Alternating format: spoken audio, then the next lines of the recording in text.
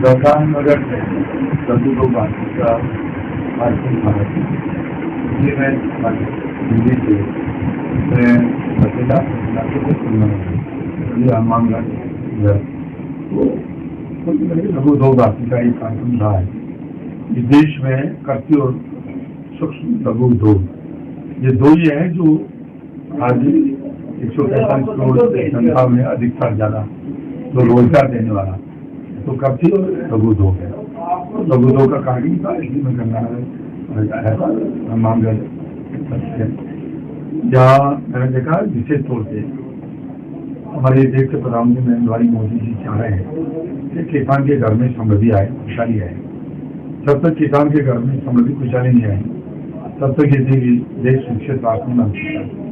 इसलिए उन्होंने 2014 से लेकर अब तक क्या एमएसपी की बात करें तो एमएसपी उन्होंने 2 गुना 2.5 गुना 3 गुना बढ़ाई है। किसान सम्मान निधि देने की बात करें, कृषि को बजट को 100 गुना किया गया है।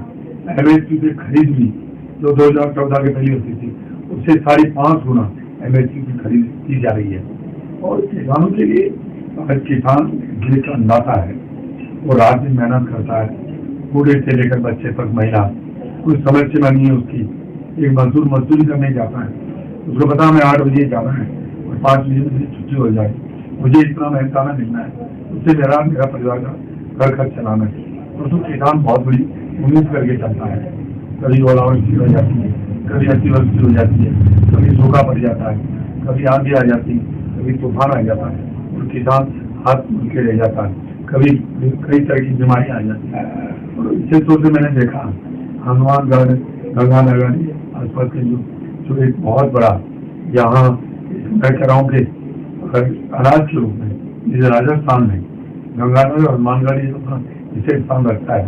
जहाँ चाहे धान हो, चाहे चावल हो, चाहे गेहूँ हो इसके लिए और सरसों हो। तो कई तरह की जो ये बीमारियां हैं इसके लिए प्रधानमंत्री मोदी जी चाह रहे हैं कि इसके अंदर नई और वेराइटी डेवलप हो ताकि बीमारियों प्रतिरोध क्षमता उसमें बढ़ी रहे ताकि किसान को नुकसान नहीं हो।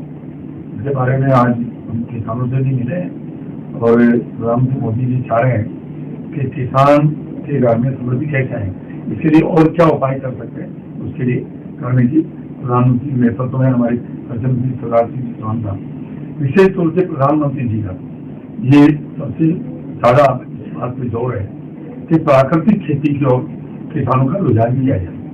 हम मानते हैं कि वास्तव में देश में पहले अनाज की बहुत बड़ी कमी थी। एक हरित क्रांति आई, हमारे वैज्ञानिकों साइंटिस्टों ने बहुत बड़ा काम किया और हमारा देश अनाज में आत्मनिर्भर बना। परंतु उसके साथ साथ कई तरह की व्याधियां विषमताएं आने लगी। आज कई असाध्य बीमारी, कैंसर रोग, डायबिटीज, कई तरह की बीमारियां। तो इसमें निकल के आएगा तो एक अंधार एक कितने धरती माता को कितना चाहिए, पेस्टिसाइड चाहिए, क्या चाहिए वो है नहीं, क्योंकि धरती माता भी अब बीमार होने लग गई है। धरती को भी बचाना है, मानव को भी बचाना है और प्राणी मात्र को भी बचाना है। इसके लिए प्रधानमंत्री जी का यह है कि प्राकृतिक खेती की ओर जाना है। इसके लिए भारत सरकार ने प्राकृतिक खेती करने वाले किसानों के लिए उनको अनुदान देने के लिए, उनको इंसेंटिव देने के लिए उन्होंने एक स्कीम लेके आए हैं और वो ये कह रहे हैं कि किसान अपनी जितनी खेती है उसमें 5 हिस्से के अंदर वो प्राकृतिक खेती शुरू करें। हाँ, ये जरूरी है कि पहले वर्ष में वो प्रोडक्शन कम होगा, दूसरे साल में थोड़ा बढ़ेगा, तीसरे साल में मोटामोटी लेवल पर आ जाएगा और चौथी साल में तो मेरा दावा है कि प्राकृतिक खेती जो किसान करेगा, जितना वो अंधाधुंध DAP, यूरिया, पेस्टिसाइड का उपयोग कर रहा है वो नहीं करने के बावजूद भी वो आखिर इतनी उत्पादन लेगा। आज किसान टूट क्यों रहा है, उसकी लागत मूल्य बढ़ गई। प्रधानमंत्री जी का ये विजन है कि किसान की लागत मूल्य बढ़नी चाहिए और उसको उचित दाम मिलना चाहिए। तो ये तभी संभव है तब हम प्राकृतिक खेती को जाएंगे। किसान को कुछ भी बाजार से लाना नहीं पड़े और प्राकृतिक खेती के हिसाब से गौमूत्र है, नीम की जैसे उसका खाद बनाकर और उसका स्प्रे करे ताकि कई तरह की बीमारियां से निजात मिल सके। मैं बात करूं पराली की, जैसे दिल्ली के आसपास में पराली की बहुत बड़ी समस्या है।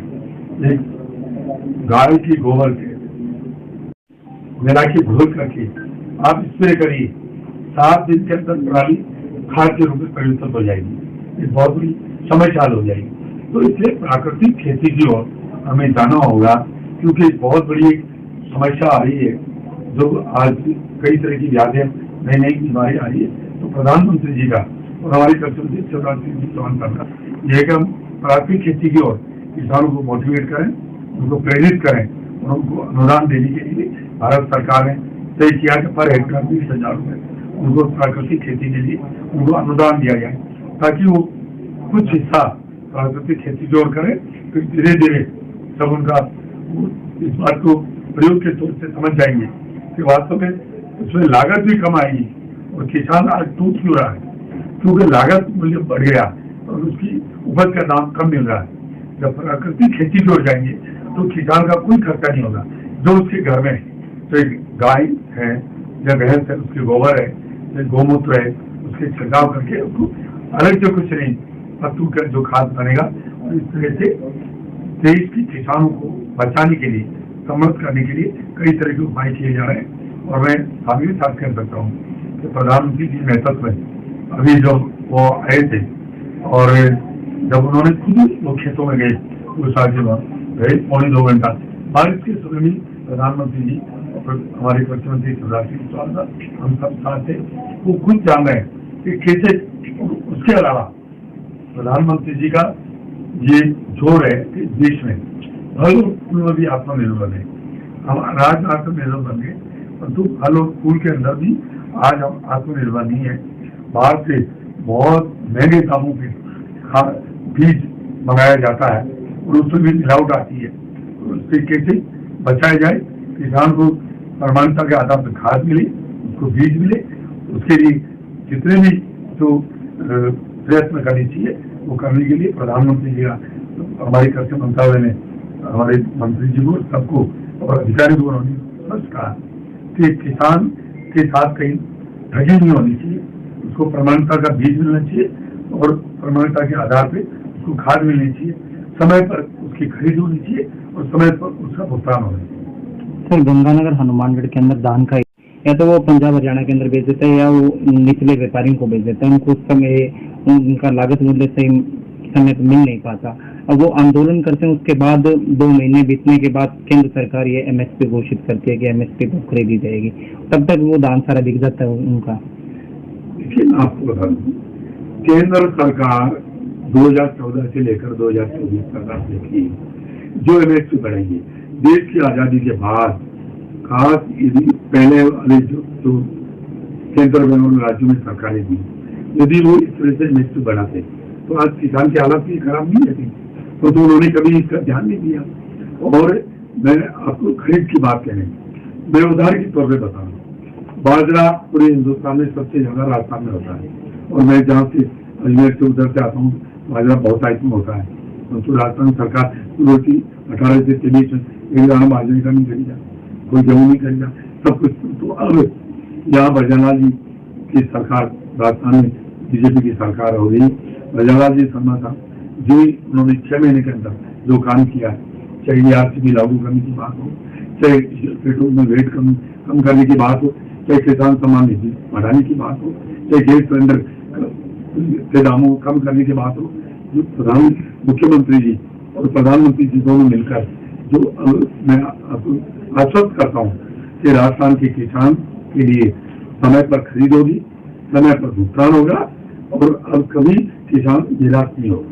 भारत से तेजी पर मैं कहना नहीं चाहता था, तो मुझे याद दिला दिया है 2018 में राहुल गांधी जी आए थे और उन्होंने सबसे गिनती बोली थी 1 2 3 4 5 6 7 8 9 10 दिन पूरे थे किसानों का संपूर्ण कर्जा माफ कर देंगे, नौजवानों को 3.5 महीना बेरोजगारी बता देंगे।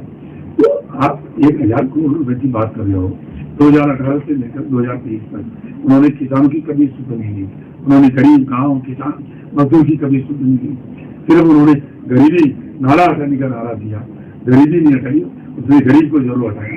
और तो मैं अब कह सकता हूँ कि डबल इंजन की सरकार बन गई है, राजस्थान में भजनलाल जी मुख्यमंत्री बन गए और समय पर किसान की चिंता होगी। तो प्रधानमंत्री खुद चाह रहे हैं कि किसान के घर में समृद्धि हो, खुशहाली हो। इसके लिए जो भी प्रयत्न किए जाएंगे वो सब किए जाएंगे। सर अंतिम हमारा देश संघीय ढांचा है, पहले प्रदेश और फिर देश, और ये प्रदेश जब आपको सहमति नहीं बनती है तब तक निपटारा नहीं हो सकता है। आपको पता अभी मध्य प्रदेश और राजस्थान के दोनों सरकारों ने समझौता हुआ, ये आज से लागू हो गई। हरियाणा और राजस्थान की सरकार ने समझौता हुआ, शेखावाटी जिले के 3-4 जिले उससे जुड़ जाएंगे। उधर यमुना का पानी, नर्मदा का पानी गुजरात, सिरोही, जालोर उधर जो आ रहा है, परंतु तो पंजाब पहले कांग्रेस की सरकार थी, अब आपकी सरकार है, वो जानबूझकर और इतना केमिकल युक्त पानी उधर से आ रहा है। वास्तव में इससे कई तरह की बीमारियां हो रही है। हर घर में ऐसा कोई घर नहीं है जहाँ कैंसर की बीमारी नहीं है। ये बहुत ही तकलीफदायक है। मैं चाहूंगा कि ये प्रदेशों को मिलकर आप नहीं, चाहे सरकार किसी पार्टी से हो, उनको जनता के हित की और किसान हित की बात करनी चाहिए।